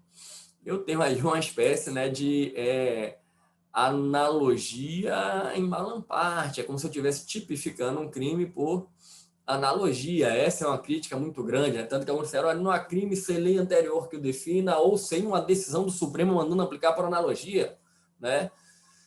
E eu não vou aqui agora esgotar esse debate, apenas registrar, né? Foi um julgamento emblemático, precedente relatado pelo ministro Celso de Mello, à época era o decano da corte, né? Aonde o Supremo Tribunal Federal ele foi nesse sentido, dizendo, olha, enquanto a gente não tiver o tipo penal específico de homofobia, de transfobia, enquanto não tiver esse tipo específico, a gente vai aplicar aí realmente a lei que tipifica os crimes de discriminação racial. E aí foi, gente, o racismo na dimensão social. Professor, que papo é esse de dimensão social de racismo social? Gente, porque quando a gente pensa em racismo, a gente pensa logo o quê? Em raça, em cor, discriminação pela raça, pela cor. Só que o Supremo Tribunal Federal já tem um tempo, né, um caso emblemático, o caso Siegfried Erlanger, né, HC 82424, é um julgado super importante, o julgado Siegfried Erlanger. O Supremo Tribunal Federal ele entendeu que a divulgação de um livro que divulgava ideias antissemíticas, né, práticas nazistas, poderia ser enquadrada na tipificação do racismo, né? Uma decisão emblemática do Supremo Tribunal Federal, e eu vou até ver se eu consigo abrir ela aqui para vocês, né? Se eu consigo aqui abrir o HC 82424, o julgamento de 2003, pelo menos a ementa aqui. Esse caso é relevantíssimo, tá? O famoso HC Siegfried Erlanger, gente, ó. Tá aqui, ó. Acórdãozinho pequeno, né, gente? Ó, tá vendo aqui, ó. 488 páginas de acórdão, tá? Eu já li esse inteiro terror aí mais de uma vez. Julgamento emblemático do Supremo Tribunal Federal. Tá aqui, ó. Habeas corpus, publicação de livro, antissemitismo, racismo. Aí vem aqui. Escrever, editar, divulgar e comerciar livro fazendo apologia de ideias preconceituosas e discriminatórias contra a comunidade judaica constitui crime de racismo. Aplicação da prescritibilidade geral dos crimes. Aí era uma discussão, né? Se os judeus não são a raça, segue-se que contra eles não pode haver discriminação capaz de ensejar a imprescritibilidade. Era tese de defesa. Se judeu não é raça, discriminar judeu não é racismo. E se não é racismo, não entra a cláusula constitucional de imprescritibilidade. E aí houve um acórdão muito profundo, teve muita discussão sobre isso aqui, sobre raça humana, raça e racismo, né? É um julgado super importante mesmo. E o Supremo Tribunal Federal, ele foi nesse sentido, tá aqui, ó. Racismo, abrangência, compatibilização de conceitos etimológicos, etnológicos, sociológicos, antropológicos ou biológicos, de modo a construir a definição jurídico-constitucional do termo, interpretação teleológica e sistêmica da Constituição, conjugando fatores e circunstâncias históricas e sociais que rendem sua formação e aplicação, né? E aí foi nesse sentido, ó. A edição e publicação de obra escrita veiculando ideia antissemita, que buscam resgatar e dar credibilidade à concepção racial definida pelo regime nazista, equivale à incitação ao discrimine com acentuado conteúdo racista. Então, defender as ideias nazistas, nesse entendimento, configura racismo. É racismo na dimensão social, que transcende a questão realmente de raça e cor, né? De raça e cor. Então, é um julgado emblemático. E o que o Supremo fez aí na questão da homotransfobia foi, mais uma vez, buscar essa ideia de racismo social. Inclusive, o ministro Celso de Mello, né, no voto condutor, ele menciona o precedente Siegfried Uelanger. Ele chega a mencionar, né, efetivamente o precedente Siegfried Uelanger, ok? Gente, presta atenção. Chegamos ao fim dos objetivos fundamentais. Se a gente for aqui no nosso slide, daqui, ó. Pronto. Chegamos aqui. Promover o bem de todos sem preconceito e discriminação. A gente pode avançar e chegar aqui agora aos princípios regentes das relações internacionais. Princípios regentes das relações internacionais vai nos levar, ó, ao artigo 4º da nossa Constituição. A República Federativa do Brasil rege-se nas suas relações internacionais pelos seguintes princípios. Temos aí 10 incisos e um parágrafo único. Vamos bater um papo sobre isso aqui e prestem atenção. Princípio enquanto norma é algo que a gente vai aprofundar quando estudarmos, né, o tema das normas constitucionais. O tema das normas constitucionais estudaremos mais adiante, ainda dentro do primeiro módulo do nosso curso completo de Direito, né, Constitucional, né? Depois que a gente estudar aqui a teoria da Constituição, nesse módulo 1 ainda entra norma constitucional, interpretação constitucional, direito intertemporal, poder constituinte. Então, ainda tem muita coisa aqui nesse primeiro módulo. E lá que a gente vai aprofundar princípio enquanto norma, mas deixa eu antecipar uma ideia que é o seguinte. Princípio como mandamento nuclear, como que vem primeiro. Quando a Constituição estabelece princípios que regem as relações internacionais, ela está dizendo o seguinte: as relações internacionais têm que observar isso aqui. O Brasil, no seu plano internacional, ao se relacionar com os países, com as entidades supranacionais, ele tem que partir dessas premissas aqui. E quais são essas premissas? Vamos lá na nossa Constituição. Primeiro, a independência nacional, gente. Aqui é bem tranquilo. A independência nacional materializando a nossa soberania. A soberania é trabalhada no direito internacional como reconhecimento da igualdade entre Estados. Nenhum Estado está subordinado a outro, né? Todos os Estados devem ser tratados numa perspectiva de isonomia. Independência nacional, gente, no seguinte sentido: o Brasil não é subordinado a nenhum outro país, né? É preciso preservar sempre a soberania nacional, é nessa ideia. Aí a gente chega no inciso 2. Olha que importante. Prevalência dos direitos humanos, né? A prevalência dos direitos humanos. Olhem só. Os direitos humanos, que são fundamento do Estado, dignidade da pessoa humana, que são o objetivo fundamental do Estado, porque a gente viu que os objetivos todos se relacionam com a materialização da dignidade humana. E aí, quando a gente chega agora aqui, na parte de princípios das relações internacionais, vem claramente prevalência dos direitos humanos. Isso indica o quê? Gente, muito simples. O Brasil, nas suas relações internacionais, ele não pode está pautado primeiramente sob a ótica econômica, tributária. O Brasil não pode, por exemplo, desenvolver relações com países que promovem violações de direitos humanos. Não pode. Só para dar um exemplo, sem adentrar em pormenores aí, sem entrar em discussões, mas é de conhecimento, aí é público, notório, amplamente divulgado, situação de violação de direitos na Venezuela, país aqui do lado. Não é o único no mundo, não. Vários países têm violações de direitos. O Brasil também tem violações de direitos. Mas estou falando da Venezuela, que é um país que está aqui do nosso lado. É um país que está aqui do nosso lado e tem situações gravíssimas de violação de direitos humanos.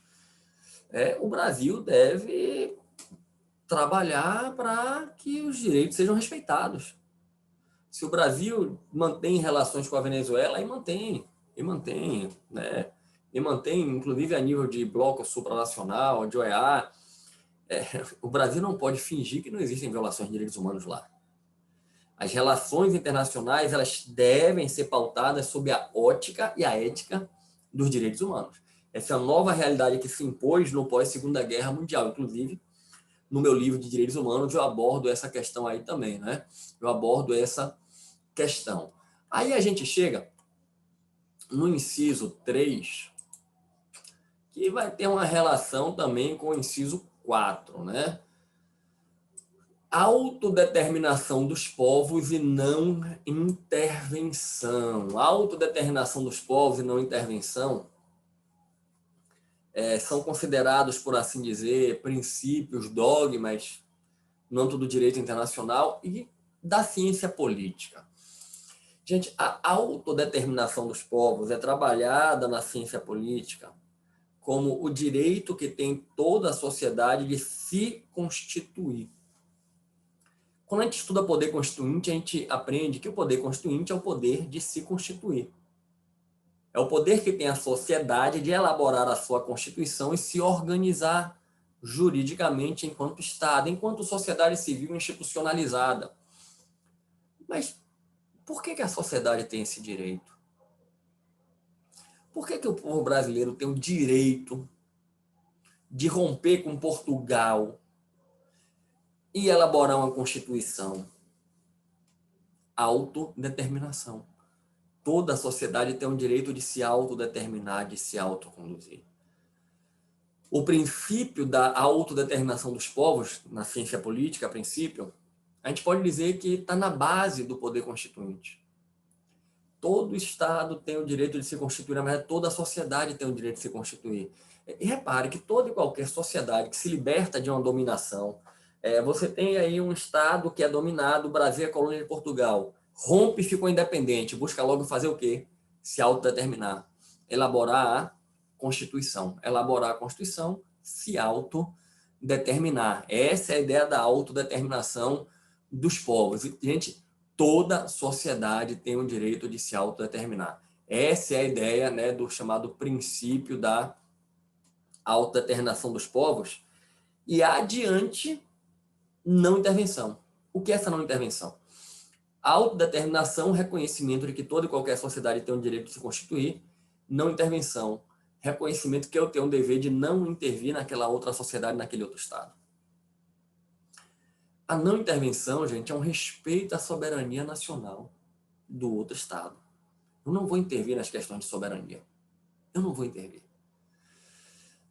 Só que esse princípio da não intervenção, ele é olhado com um temperamento a partir da ótica dos direitos humanos. A verdade é que a internacionalização dos direitos humanos, né, a universalização dos direitos humanos, relativiza a ideia de soberania nacional, relativiza o princípio da não intervenção. A Venezuela, ou até o Brasil, em algum momento, em uma situação de grave, reiterada violação de direitos humanos, pode ser objeto de uma intervenção? Pode. O direito internacional dos direitos humanos trabalha nesse sentido, os mecanismos convencionais e não convencionais. A comunidade internacional ela pode intervir em países quando você tem as situações de graves violações de direitos humanos, né? E essa é uma ideia que ganha força realmente com o pós-Segunda Guerra Mundial. Surgimento da ONU, porque o exemplo da Alemanha deu esse legado. Quando começou a surgir o tumulto na Alemanha, né, o partido nazista ganhando força, começando as perseguições, a sociedade internacional disse, é um problema da Alemanha, o governo alemão e o povo alemão, não intervenção. Só que a coisa foi se expandindo até que saiu do controle. Quando a comunidade internacional percebeu, já não tinha mais como controlar, e aí eclodiu a guerra, né? Eclodiu a guerra. Se à época já houvesse a compreensão de que a defesa dos direitos humanos pode legitimar uma intervenção, talvez a gente não chegasse à guerra. Eu costumo até dizer às pessoas que se já houvesse a ONU à época, talvez não tivesse chegado a ter uma Segunda Guerra Mundial, né? Talvez a comunidade internacional tivesse intervindo sobre a Alemanha, mas não aconteceu. E a história todo mundo conhece. Então, a não intervenção, que é esse princípio de reconhecer a soberania do outro, não interferir nas questões internas do outro, ela atualmente tem limite na busca da efetivação dos direitos humanos. Gente, igualdade entre os Estados. É a soberania na vertente do relacionamento entre os Estados, é a soberania na vertente aí, de plano de relação entre os Estados é isonômico. Nenhum Estado está acima do outro. Isso é bem tranquilo. Os Estados, eles devem todos tratar-se dentro dessa perspectiva de que todos são Estados soberanos. Essa é a ideia. Defesa da paz e solução pacífica dos conflitos, gente. O Brasil deve, nas suas relações internacionais, defender a paz, propor a solução pacífica, ou seja, rejeitar a ideia de guerra. Vale lembrar que a paz é trabalhada, né, na doutrina pelo professor Paulo Bonavides, né, pelo professor Paulo Bonavides, como um direito humano fundamental, né? Eu não sei se vocês se recordam que quando a gente estuda as gerações, dimensões de direitos, tem as 3 gerações clássicas, Norberto Bobbio busca uma 4ª geração, e Paulo Bonavides vai ter uma 5ª, né? Democracia como direito de 4ª e paz como direito de 5ª geração. E olha que coisa interessante, a gente sabe que a paz é um objetivo da sociedade internacional. Está lá dentro dos princípios fundamentais da ONU, a paz, né? A paz é o objetivo de toda a sociedade internacional. Só que Paulo Bonavides, na sua genialidade, ele vai além e diz assim, gente, é mais do que isso, é um direito. As pessoas têm direito à paz. Não é só um objetivo dos estados, da sociedade, não, é um verdadeiro direito.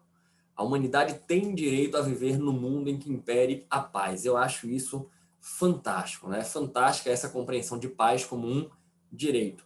E o Brasil, nas relações internacionais, deve trabalhar no sentido de construir a paz.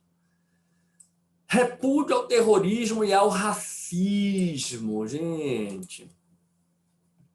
Reparem como o Constituinte, ele repulsa a prática do racismo. Está lá como objetivo fundamental uma sociedade sem discriminação racial. Um pouco mais adiante, lá no artigo 5º, né, a gente vai ver a prática de racismo é crime inafiançável e imprescritível, né? É inafiançável e é imprescritível.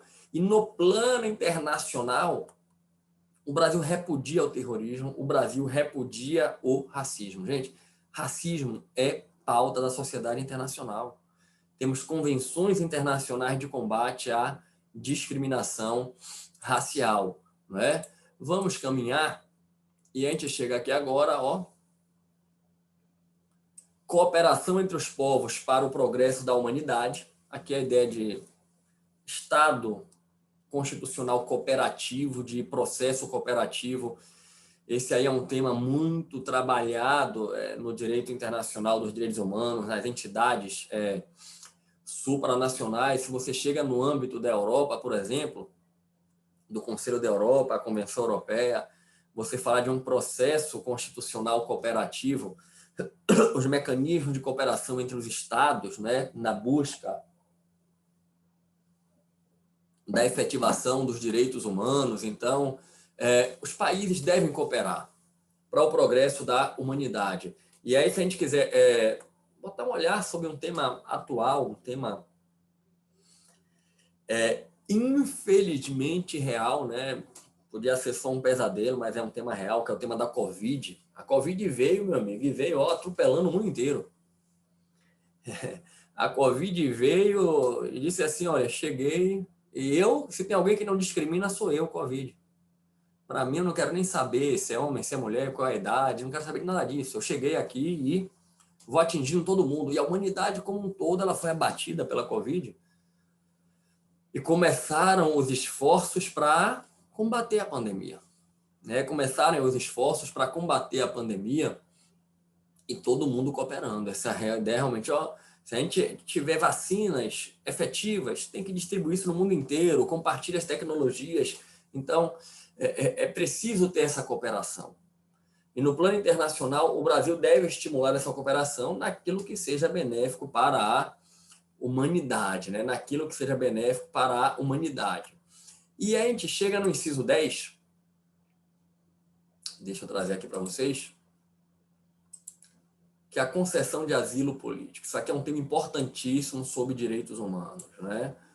A concessão de asilo político. Gente, inclusive na Corte Interamericana, né, houve também uma opinião consultiva sobre o tema do asilo político, né? A Corte enfrentou, né, essa discussão. No meu livro de direitos humanos eu abordo, né? E o que vem a ser o asilo político? Gente, a ideia de asilo político, ela está relacionada com o acolhimento, o abrigo, a proteção de estrangeiros que fogem do seu país por perseguição política, mas você pode ampliar política, racial, religiosa, pessoas que sabem que se permanecerem no país em que estão, estarão correndo risco de vida, de alguma arbitrariedade, e por isso elas fogem e procuram um asilo em um outro país. O tema do asilo político, de certa forma, tem relação com o tema dos refugiados, e é um tema que é objeto de preocupação da comunidade internacional. Temos normas internacionais sobre o asilo, tem na Corte Interamericana essa opinião consultiva muito importante, e é um tema soberano de cada país. Cada país é que decide a maneira como ele, país, vai olhar para essa questão do asilo. E o constituinte brasileiro, ele olhou e disse assim, o Brasil é um país que vai conceder o asilo político. Aqueles que precisarem, eventualmente, podem requerer ao Brasil que o Brasil lhes acolha. Essa é a ideia. E eu particularmente acho também que a questão do asilo e do refúgio é uma questão extremamente sensível na temática dos direitos humanos. Vocês já imaginaram vocês tendo que fugir do seu país? Porque estão com medo de serem presos arbitrariamente, de serem mortos. Só para lhe dar o exemplo original, quando é que começou na sociedade internacional o problema dos refugiados? Quando foi que a sociedade internacional começou a se preocupar com o tema dos refugiados? Foi uma experiência que aconteceu na Rússia comunista. Revolução Russa, implanta-se o socialismo na Rússia, e aí vieram as constituições balanço, lembram das aulas passadas? Constituição balanço. E sabe o que o governo russo fez, gente? Começou a retirar a nacionalidade de quem fosse contrário ao governo. Ô, Pato Donald, você é isso. Você é cidadão russo, né? Você está contra o governo? Você é contra o socialismo? Então vamos fazer o seguinte: vamos caçar a sua nacionalidade. Equivale ao ato de banimento, que é vedado pela Constituição. Como assim você vai caçar minha nacionalidade? Vamos fazer o seguinte: eu vou lhe dar 3 dias para pensar na vida. Né? Se depois desses 3 dias você não pensar direitinho, se eu fosse você, eu me mandava. Tipo isso. Você ficar contra o governo, irmão, você vai desaparecer.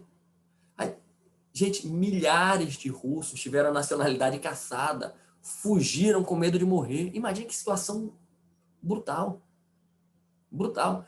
E foi aí que a comunidade internacional começou a olhar para o problema, surgiu, na época, o passaporte russo, né, o certificado de identidade refugiada russa, o chamado passaporte Nansen, né, porque o Friedrich Nansen, o norueguês, que ocupava, se fosse hoje em dia, seria um cargo de alto comissariado da ONU para os refugiados.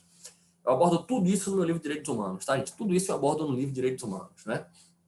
Então, quando eu olho essa questão, isso me dá, assim, um desespero sobre o lado das pessoas. Eu lembro, certa feita, eu estava visitando um lugar turístico que a gente tem aqui na Bahia, muito famoso, é um paraíso, já foi muito melhor. Hoje em dia, com o progresso, a tecnologia mudou muito, mas continua sendo bom, que é Morro de São Paulo. Não sei se você que está aí já ouviu falar ou até já foi em Morro de São Paulo, né? Morro de São Paulo é um lugar em que a tecnologia já chegou a internet, já tem até asfalto, mas eu frequento o Morro de São Paulo, gente, desde a minha época de escola, né? Primeira vez que eu fui em Morro, eu estava na escola ainda, foi uma excursão da escola, e, pô, não tinha nem caixa eletrônico em Morro de São Paulo. Você precisava sacar dinheiro, você tinha que pegar um barquinho, ou então ir andando até a Gamboa, né? E aí, uma das últimas vezes que eu tive em Morro de São Paulo, isso já tem um tempo, né? Maria, minha filha, não era nem nascida. Aí na pousada em que ficamos hospedados, tinha um rapaz que trabalhava lá na recepção, que ele era estrangeiro, né? Ele era estrangeiro, e ele já tinha um tempo no Brasil, e ele estava querendo ver se conseguia logo a nacionalidade. E a gente conversando, né? Aí quando ele falou disso, que eu falei, eu sou do direito, eu conheço um pouco dessa matéria, vou lhe dar umas dicas aqui. Ele não estava no Brasil refugiado, por asilo político, não. Mas ele veio para o Brasil, saiu do país dele, que era uma situação muito difícil, muito complicada. Ele veio para cá, surgiu uma oportunidade, ele estava conseguindo se estabelecer aqui, aí ele queria agora trazer a família, queria trazer a mãe, queria trazer a irmã, né?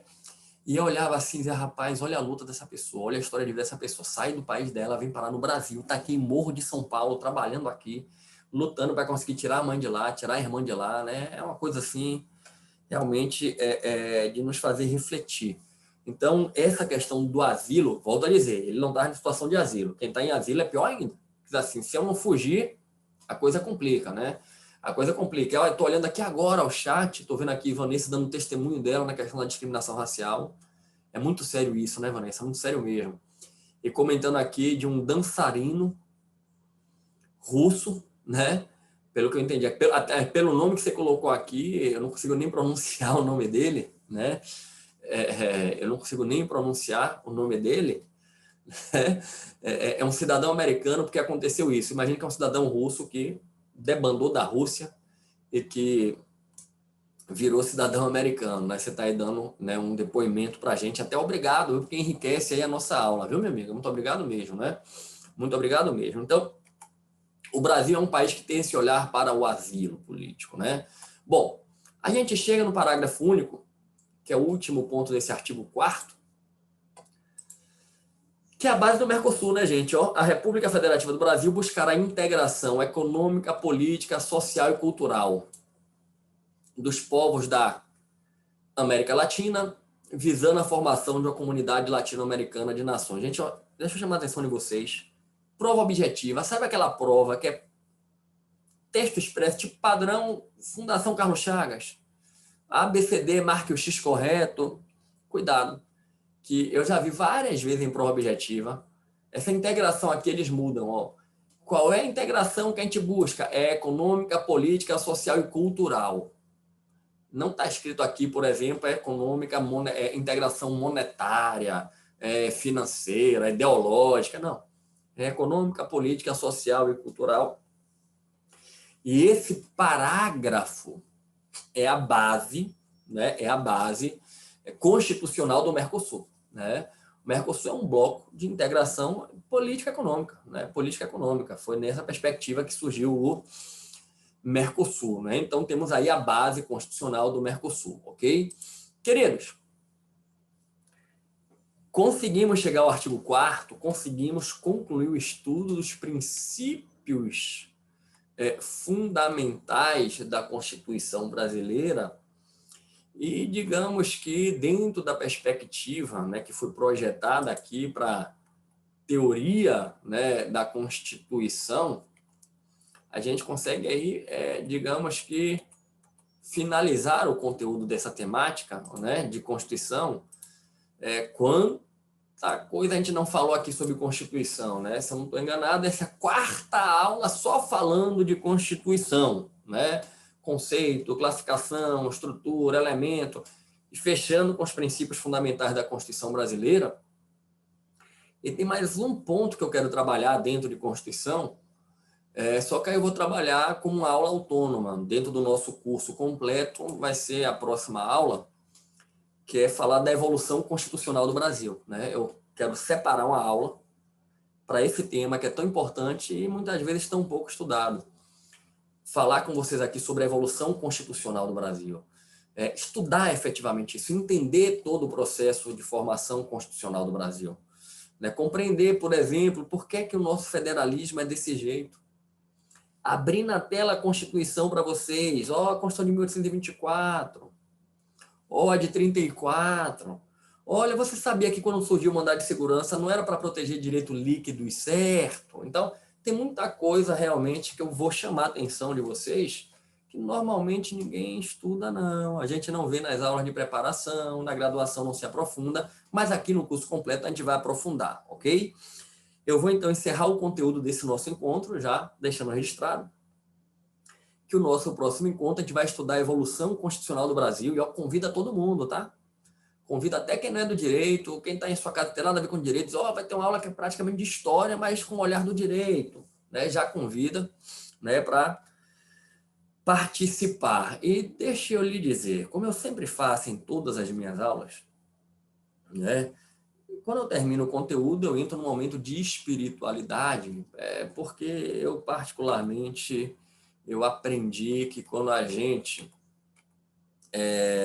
fortalece a nossa fé, a gente fortalece o nosso emocional para as batalhas da vida, né? Você que está aí se preparando para um concurso público, certamente já deve ter vivenciado momentos de sabores, já percebeu que tem que ter uma resiliência, né? Ainda mais quando se tratar de concursos de nível muito difícil, muito alto, né? E acredite, se você trabalhar a sua fé, você vai se fortalecer nessa caminhada, vai entender que nada é no nosso tempo, é no tempo de Deus, né? Não é no Cronos, é no Kairos, né? E que Deus sabe de todas as coisas. Por isso eu procuro sempre estimular as pessoas, não só meus alunos, não, é estimular as pessoas, como eu fui estimulado também um dia, né? A trabalhar a espiritualidade e se aproximar de Deus. E aí deixa eu lhe dizer uma coisa. Se você que está aqui nesse momento não tem fé alguma, ou tem uma fé que é distinta da minha, gente, minha fé é católica, né? Eu digo para todo mundo, eu sou da Igreja da Cruz, né? Eu sou da Igreja da Cruz. Fique à vontade para, nesse momento, aí, encerrar a transmissão. O conteúdo de hoje está esgotado. Mas, mesmo você não tendo fé, ou tendo uma fé distinta da minha, se você quiser ficar aqui para participar, que bom. Fica aqui, vamos viver juntos esse momento. E deixa eu lhe dizer, o Deus que eu creio é um Deus que tem nome, que tem face. Está aqui, é esse aí, Jesus Cristo. Esse é o Deus que eu creio, né? Eu procuro criar uma intimidade com Ele e eu sei que essa intimidade me fortalece bastante para as minhas caminhadas de vida. E da mesma forma que me fortalece, gente, acreditem, pode fortalecer a cada um de vocês se vocês desenvolverem essa intimidade com Ele. E aí eu queria partilhar com vocês hoje uma palavra que Jesus nos dá, que está no Evangelho de São Marcos, né? Está lá em Marcos, capítulo 6. Marcos, capítulo 6, a partir do versículo 53, né? Então, a palavra de Deus que vamos aqui escutar e meditar é Marcos, capítulo 6, 53 a 56, E aí vamos fazer o seguinte, né? Já que nós vamos aí partilhar a palavra de Deus, olha, deixa então eu me colocar, né, no altar, né, para que a gente possa aí fazer essa partilha da palavra de Deus, né? Gente, proclamação do Evangelho de Jesus Cristo segundo Marcos. Jesus e seus discípulos navegaram para o outro lado e chegaram à região de Genezaré, onde aportaram. Assim que saíram da barca, o povo o reconheceu. Percorrendo toda aquela região, começaram a levar em leitos os que padeciam de algum mal para o lugar onde ouviam dizer que ele se encontrava. Onde quer que ele entrasse, fosse nas aldeias ou nos povoados, ou nas cidades, punham os enfermos nas ruas e pediam-lhe que os deixasse tocar, ao menos na orla de suas vestes. E todos os que tocavam em Jesus ficavam sãos. Palavra da salvação. Gente, esse evangelho nos traz uma das muitas passagens bíblicas que demonstram o poder curativo de Jesus, né? Em todos os evangelhos nós temos Jesus curando as pessoas, né? E curando todos os tipos de males, todas as enfermidades. E há inúmeras meditações sobre esse poder curativo de Jesus, inclusive em algum momento a gente vai partilhar sobre isso, mas o olhar que eu queria trazer para esse nosso encontro aqui é um outro ponto do Evangelho que a gente às vezes não percebe. Repare, o Evangelho vai dizer assim, Jesus e os discípulos navegaram para o outro lado. Ele saiu de onde ele estava e ele foi para um outro lado. E chegaram à região de Genezaré, onde aportaram. Jesus saiu de onde ele estava e ele foi para o outro lado, para Genezaré. E o Evangelho vai dizer, percorrendo toda a região,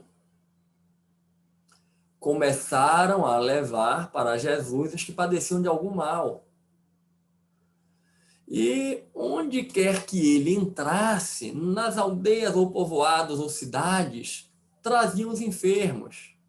E Jesus curava a todos. Olhe só.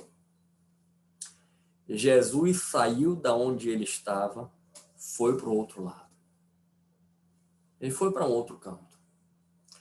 Lá chegando, ele percorreu toda a região. Onde quer que ele entrasse, onde é que ele entrava? Aldeia, povoado, cidade. Olha o que eu queria que vocês enxergassem que esse evangelho está nos mostrando. Jesus, ele ia ao encontro das pessoas que estavam doentes. Em outra passagem belíssima, Jesus diz assim, vinde a mim todos vós que estão cansados. Mas Jesus não era alguém que ficava sentado esperando as pessoas procurarem. Jesus não é o tipo de pessoa que dizia assim, ó, eu curo, quem quiser que venha até mim. Não. Jesus, sabendo das enfermidades, sabendo das necessidades das pessoas, ele ia até elas. E reparem, ele não parava. Ele percorreu toda a região. Aonde tinha alguém enfermo, Jesus se fez presente. Olha o que eu quero que você absorva, meu amigo e minha amiga. Se algum momento da sua vida você tiver com alguma enfermidade, e quando eu falo enfermidade aqui, gente, não é só enfermidade física, não. Isso vale enfermidade emocional. E deixa eu dizer para vocês aqui, deixa eu dar um testemunho. Eu, em quase todos os momentos da minha vida, tenho alguma enfermidade. Dificilmente tem algum dia na minha vida que eu não tenha alguma enfermidade. eu procuro estabilizar e lidar e enfrentar elas. Enfrentar elas. Entenda, enfermidade não é só a dor física. Existe dor emocional. Inclusive tem dor emocional que a gente não cura. Que a gente não supera, que a gente aprende a conviver. Como é que você cura a dor da perda de um ente querido? Não cura. Você aprende a conviver e como a fé ajuda, né? A fé, para quem tem fé, por exemplo, ajuda você a entender que o seu ente querido está num lugar muito melhor, está lá do lado de Jesus.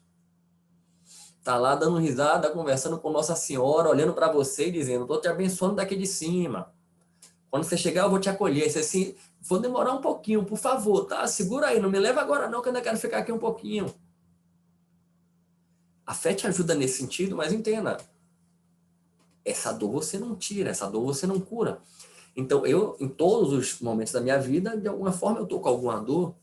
E aí, quando você tiver com alguma dor, eu quero que você saiba de uma coisa. Jesus está te procurando. Jesus está indo ao seu encontro. Às vezes, a gente está num momento tão complicado que a gente diz assim, poxa, eu só queria ficar sozinho um pouquinho. Aí você se isola, né? Você entra numa caverna, encontrei um lugar de paz. E aí quando você está ali naquele cantinho isolado, às vezes você diz assim, poxa, eu só queria estar agora na companhia de um amigo, de uma amiga minha, para desabafar. Queria só meu melhor amigo aqui, minha melhor amiga, só para a gente conversar. Deixa eu dizer uma coisa. Nesses seus momentos, saiba que Jesus está desesperadamente querendo lhe encontrar. Quando você estiver sozinho, pensando na vida e na dor, saiba que você não está sozinho. Se você estiver trancado num quarto escuro, Jesus está nesse mesmo quarto escuro com você. Talvez você não esteja enxergando ele. Talvez você não esteja sentindo a presença dele. Sabe por quê, gente? Porque a gente não enxerga Jesus com esses olhos. A gente tem que entrar na sintonia dele. Tem que entender qual é a frequência dele. A gente enxerga Jesus com o olhar do coração. No momento em que eu fecho meus olhos, começo a rezar, fazer conexão com Deus.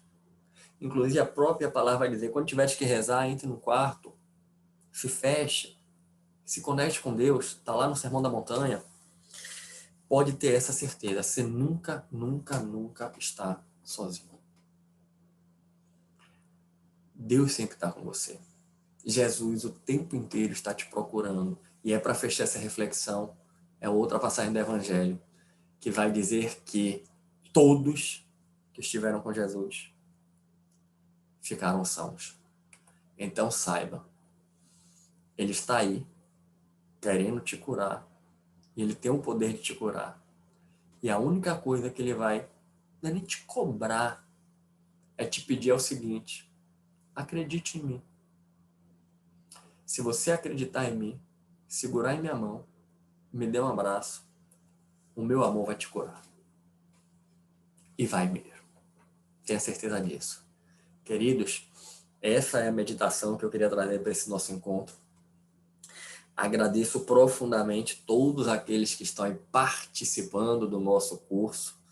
É sempre motivo de muita alegria estar aqui dividindo o direito constitucional com vocês. Voltamos a nos encontrar na nossa próxima aula, combinado? Que Deus abençoe vocês, que vocês tomem posse da graça de Deus, não deixem a graça passar. Valeu!